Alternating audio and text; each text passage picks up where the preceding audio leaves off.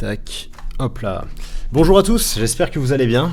Chose promise, chose due. Alors j'ai mis un petit peu de temps à la sortir, mais je suis tombé malade et puis c'était un peu compliqué ces derniers temps pour tourner. On va parler de Terrifier 3 et j'hésite même peut-être à faire une double vidéo un peu analyse pour parler d'un autre film d'horreur que je suis allé voir au cinéma. Et je me suis posé la question, en faisant le lien entre ces deux films-là, est-ce que le cinéma d'horreur serait réellement de retour ? Est-ce qu'il y aurait un petit soubresaut du cinéma d'horreur en ce moment ? Donc je vous propose qu'on essaie de voir ça en parlant de Terrifier 3 et de Smile 2 du coup. Terrifier 3 du coup, ça commence à remonter, hein, du coup je l'ai vu il y a quelques temps déjà. Évidemment, je pense que vous en avez tous entendu parler parce que il a eu une promo gratuite offerte, c'est que il a été interdit au moins de 18 ans pour la première fois depuis un peu moins de 20 ans je crois en France et même en Europe il me semble.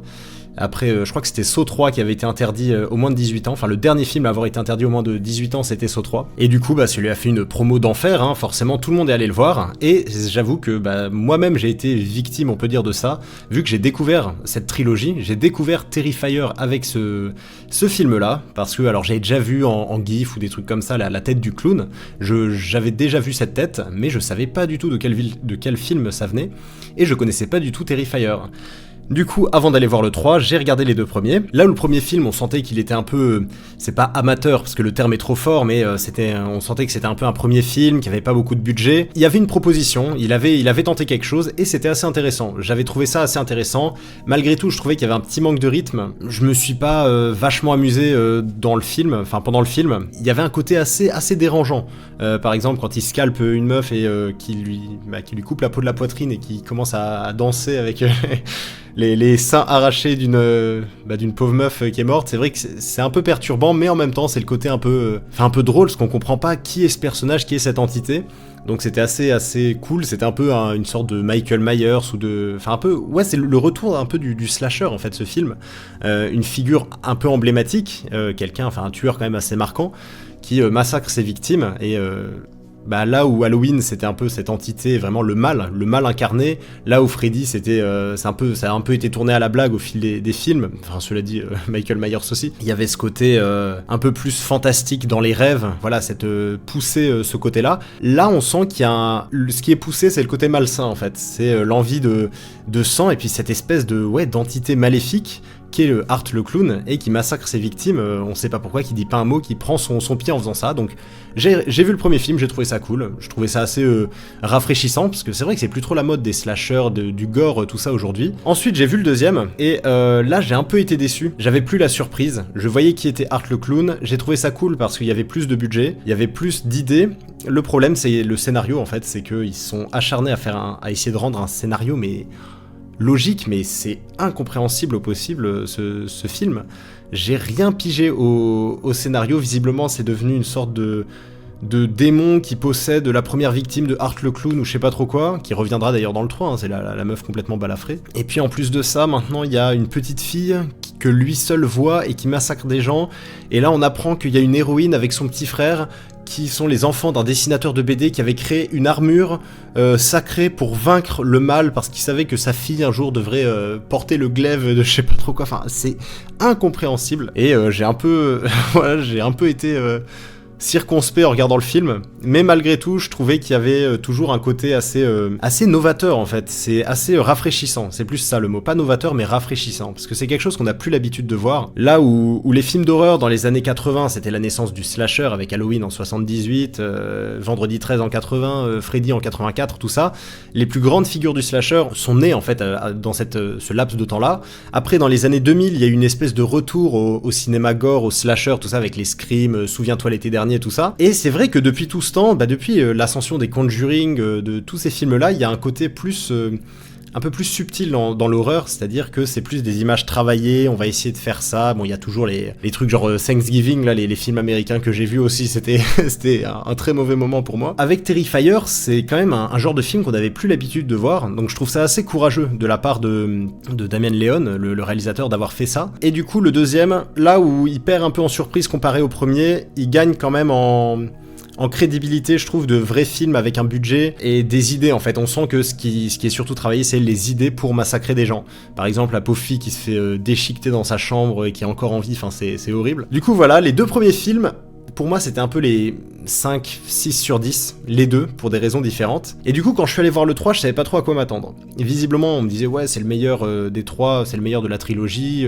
il est trop bien. Et j'avoue que pour moi, dès la scène d'introduction du film, que j'ai trouvé excellente, je me suis dit ok, bon bah là on a changé de dimension, hein. On est encore plus dans cette espèce de travail, ce côté renforcé de l'horreur un peu gore. Et je trouve cette scène d'intro géniale, avec la petite fille qui se réveille en croyant voir le Père Noël dans son salon, le Père Noël qui est Art le clown déguisé en Père Noël qui sort une hache et qui va massacrer la famille.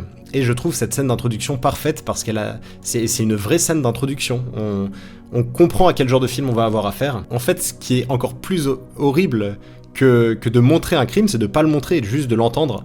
Et quand tu vois la petite fille regarder dans les escaliers le Père Noël qui monte, rentrer dans la chambre de son frère, allumer la lumière, et t'as ce plan fixe qui vise la porte de la chambre du gosse, et t'entends juste des coups de hache, plein de coups de hache de plus en plus violents, et donc vraiment ça fait un bruit genre vraiment la purée de sang. Et après on le voit aller dans la chambre des parents, et là cette fois-ci ils se sont dit bon allez, on a été sympa avec le petit, maintenant on vous montre tout. Donc il y a le père qui se fait découpé en morceaux, la mère qui va y passer après, et là où il y a vraiment l'horreur, c'est que la mère va se lever en voyant son mari se faire massacrer, elle va se lever pour aller sauver ses enfants, elle rentre dans la chambre du fils, et elle voit un amas d'entrailles en fait, son fils complètement une boucherie dans la chambre, donc c'est l'horreur absolue pour un parent, j'ose pas imaginer. Et puis elle descend finalement les marches, elle se fait massacrer aussi, la petite fille reste cachée dans la maison, et après t'as ce fou d'Art le clown, c'est fou, on arrive à avoir un côté un peu comique, alors qu'on vient de voir une famille se faire massacrer, on te montre des enfants, parce que les enfants ne sont pas épargnés dans ce film, se faire massacrer, et on voit ce gars complètement fou qui massacre une famille, qui après mange les petits cookies faits pour le Père Noël, boit son verre de lait et va faire la vaisselle même. Enfin, je trouve ça lunaire, mais je trouvais ça très drôle, parce qu'on a vraiment eu une synthèse du film dans la scène d'introduction, donc je trouvais ça super intéressant.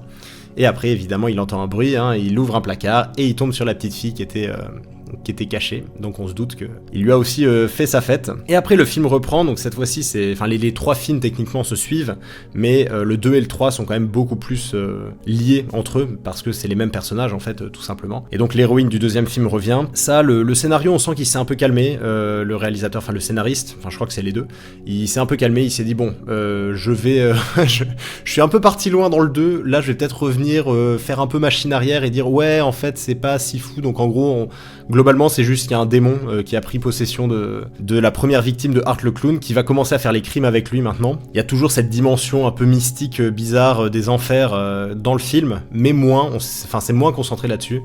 Et ouais, on entre dans une autre dimension de l'horreur, où on commence à avoir un peu des clins d'œil à la Cronenberg, parce que le Art le clown se fait décapiter à la fin du 2, et dans le 3, donc sa première victime, qui est un hôpital psychiatrique, qui est complètement déformé, accouche de la tête de Art le clown relié par un cordon ombilical. Enfin c'est une abomination le truc, et le corps sans tête de Art le clown va décapiter un flic, mettre la tête sur son corps à lui, et va aller marcher jusqu'à l'asile psychiatrique récupérer sa tête. Enfin c'est n'importe quoi, et on se dit mais comment il a cette idée là, mais en même temps c'est drôle. Moi je trouve que c'est des super idées, et je pense que il y a pas vraiment de problème dans le film, mais si je devais en trouver, ce serait peut-être les acteurs, le jeu d'acteurs que je trouve pas incroyable. Les acteurs en eux-mêmes sont pas excellents, je trouve.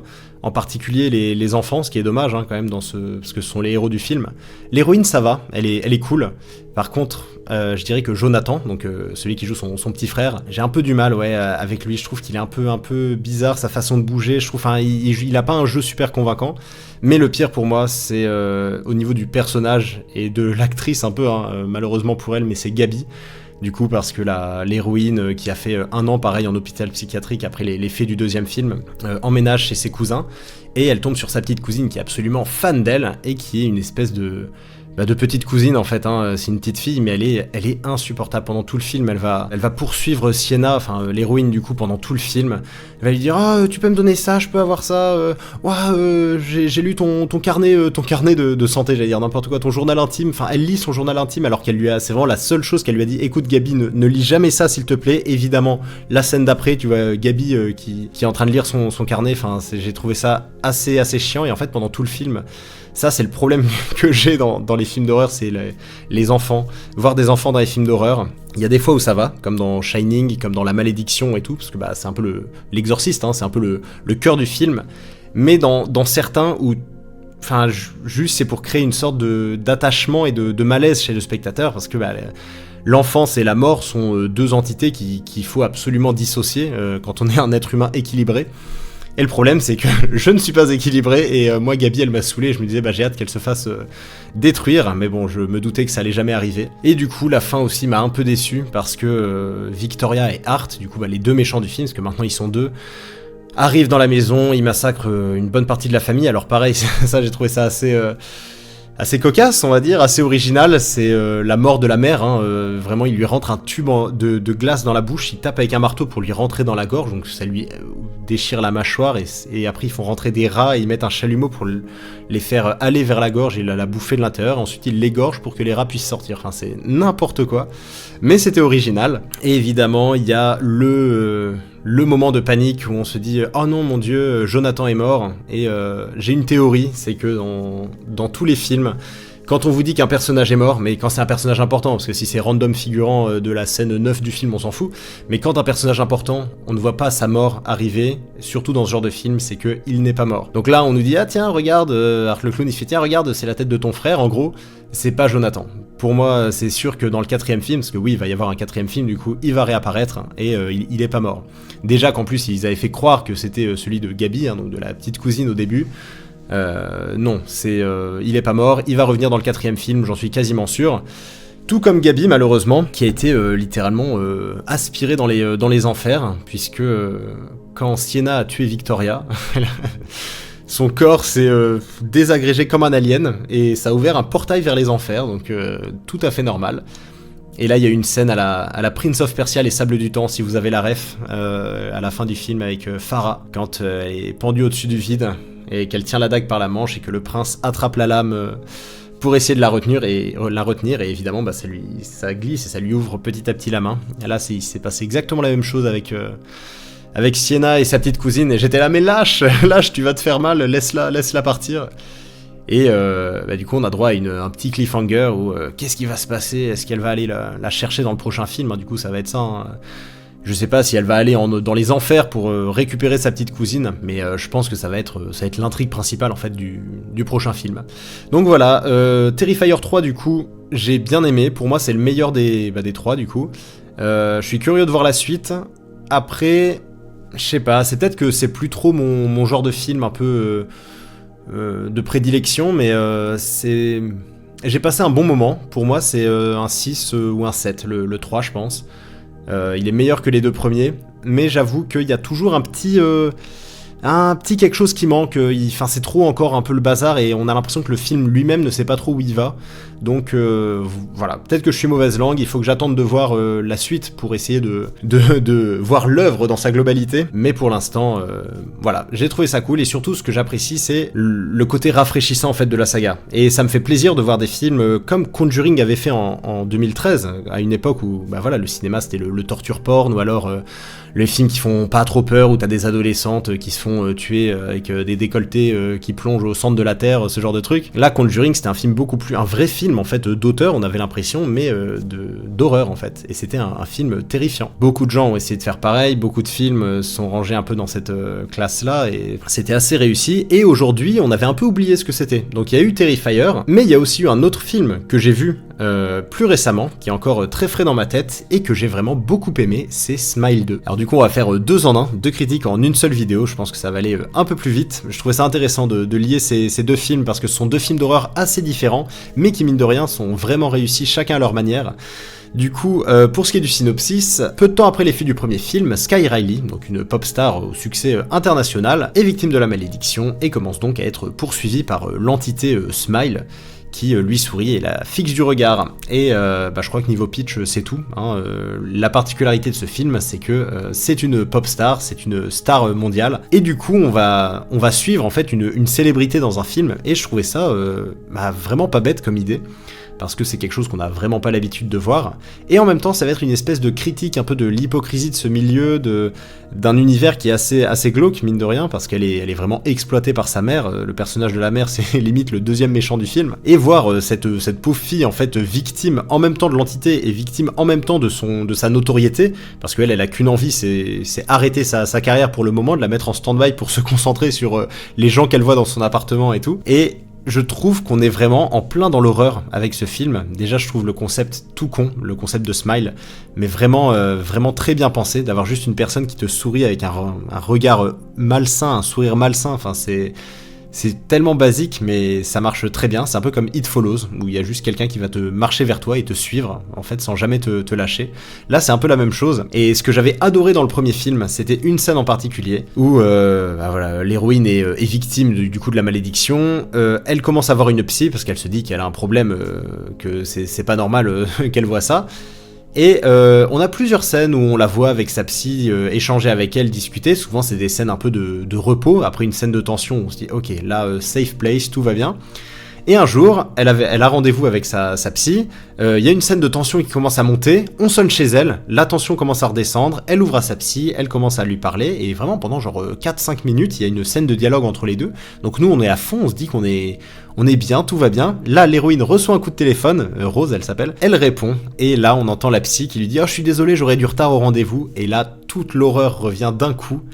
Et on la voit lever les yeux, et la psy en face d'elle qui lui sourit, et en fait c'était depuis 5 minutes, elle parlait avec l'entité, et elle parlait pas du tout à la psy, donc là vraiment c'est tu es pris par l'horreur, et j'ai trouvé cette scène super réussie, et ça va peut-être être mon gros défaut de Smile 2, c'est que, à mon avis, ils ont essayé de reproduire cette sensation-là, mais en la décuplant, et je trouve que ça dessert vraiment le film, parce que du coup le dernier, peut-être pas le dernier tiers, mais le dernier quart du film, j'ai vraiment eu du mal à suivre, parce que ça part un peu dans tous les sens, et surtout, le petit twist final, c'est qu'il y a un personnage, donc là c'est pas depuis 5 minutes qu'on apprend qu'il n'existe pas, c'est littéralement depuis, je sais pas, depuis le premier tiers du film en fait.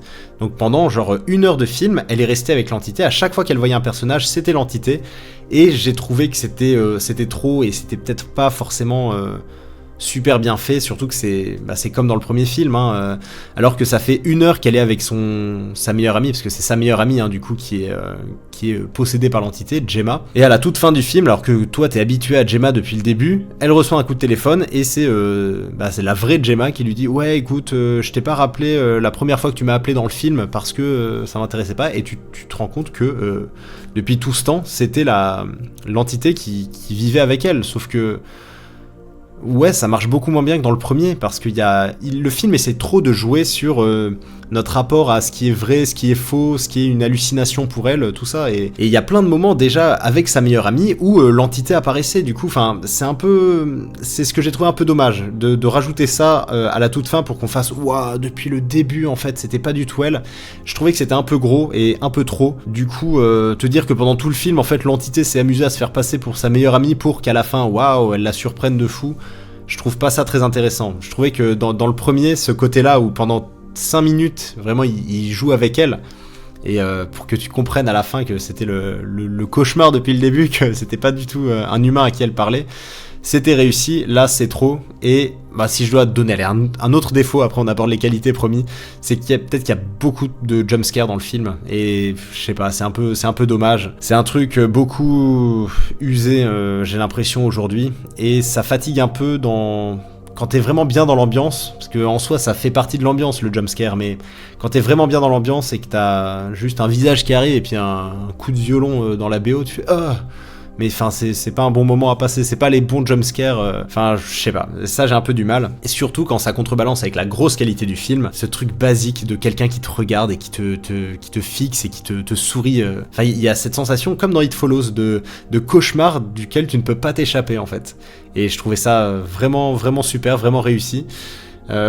C'est une ancienne droguée, Sky Riley, et il y a plein de scènes où pour éviter, enfin à chaque fois qu'elle est en stress, pour éviter de fumer, dès qu'elle a envie de fumer, de se droguer ou de boire, on lui a dit, on lui a lavé le cerveau, on lui a dit maintenant tu bois une bouteille d'eau, et elle te descend des bouteilles d'eau, mais vraiment des gourdes de 1 litre, elle te les descend en 3 gorgées, et alors ça, elle a dû s'entraîner, l'actrice Naomi Scott, pendant plusieurs mois pour apprendre à faire ça, mais c'était incroyable. Il y a plein de moments où vraiment tu as un plan sur elle, et elle te descend le truc, enfin des gorgées de pirate. Et ouais, suivre une star mondiale comme ça, je trouvais ça vraiment original et bien pensé. Surtout que forcément ça mène à la scène de fin, parce que comme dans le premier film, l'héroïne ne s'en sortira pas. Elle va se tuer toute seule sur scène, devant tout son public, et ça annonce un Smile 3 où possiblement du coup il y aurait tout un Paris Bercy en fait qui serait victime de la malédiction. Donc ça c'est un truc qu'on n'a pas encore vu. Plusieurs personnes atteintes par la malédiction. Ça doit se propager ultra vite, donc je serais curieux de voir ce que ça peut donner comme film. Mais ouais, le petit bémol quand même, c'est la fin du film, où ça devient un peu le bazar. Je comprends, je pense, ce que le réalisateur a voulu faire ressentir, c'est-à-dire que nous-mêmes on est perdus, et comme l'héroïne, on sait pas ce qui est démêler le vrai du faux, mais là je trouvais que c'était vraiment trop le bordel, et effectivement le côté que sa meilleure amie Gemma depuis le début, soit en fait l'entité parce que elle ne lui a pas vraiment adressé la parole depuis ouais, son appel dans les 10 premières minutes. Je me dis bon, en fait ouais, ça perd un peu de son intérêt. Tu l'as tellement étendu que à la limite quand elle vient chez elle le soir et qu'elle passe la nuit avec elle, pourquoi pas. Mais vraiment quand tu l'étends sur tout le film, j'ai trouvé que c'était un peu abusé. Mais malgré tout, je trouve que ce film est vraiment réussi. C'est vraiment ouais un vrai film ouais d'angoisse à la It Follows. Il m'a beaucoup fait penser à It Follows et ça fonctionne très bien. Ouais, donc la scène dans son appartement où elle se fait poursuivre par toute sa troupe de théâtre, sa troupe de danseurs pardon qui la regarde en souriant, qui avance vers elle.